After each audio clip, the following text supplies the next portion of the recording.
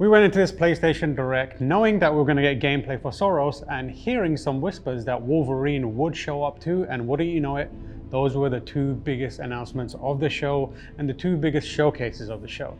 So let's start at the top with Saros. Saros, if you don't know, is the next game from Housemarque, the masters of particle effects and arcade-like experiences in the AAA sphere. And it looks like more of exactly what Housemarque is known and loved for. If you enjoyed Returnal, it looked like there was a lot going on that would be fun for people who enjoyed that game a lot. But obviously it looks much darker than Returnal, and the whole tagline is come back stronger. The main mechanic they showed off was kind of like a last stand, where if you die, you get one more attempt immediately and you're a little more powerful from the looks at it. Which looks exciting. And obviously star of the show, Rahul Kohli, was shown off. American accent from a British man. It looks cool. I will find you, I promise. The big thing obviously was Wolverine, and an exciting, long-awaited look at a decent chunk of gameplay from Insomniac. Now what's interesting about this game is I don't think we expected anything different, but, and it sounds silly to say, it looks brutal.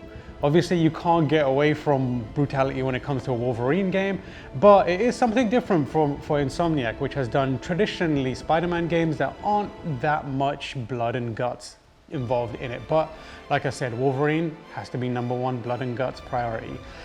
So we got a look at that, and we got a look at some of the set piece moments that were shown to us, and it looked exciting. We had Wolverine on his bike, we had Wolverine jumping off buildings and stabbing people through the neck, which was pretty brutal.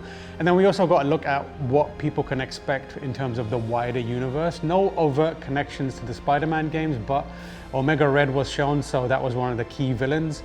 I'm sure Kraven's going to be around there as well, and Mystique also popped up.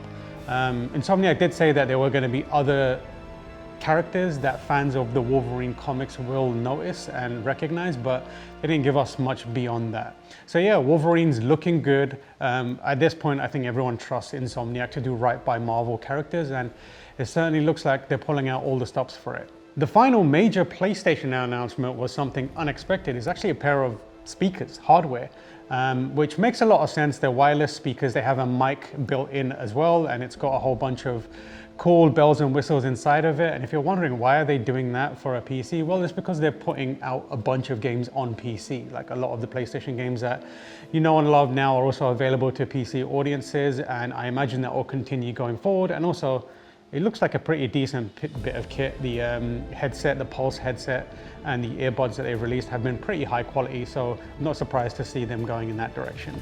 For things in between that are worth paying attention to, Deus Ex is getting remastered, which is pretty cool. Let It Die Inferno is coming, unexpected.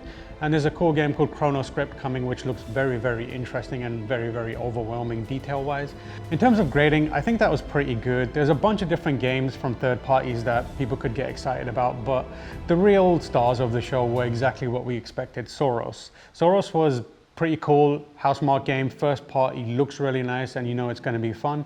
Wolverine stole the show, a decent chunk of gameplay shown, some behind the scenes. We got to hear from the developers at Insomniac about their ethos. We got to see who's voicing Wolverine. And then beyond that, the hardware was somewhat unexpected, but useful. There's a lot of people out there that are no doubt bridging the gap between their PlayStation and PC ecosystems, and having something like a decent pair of speakers available is a pretty smart idea. So overall, I think I'd give that a B+.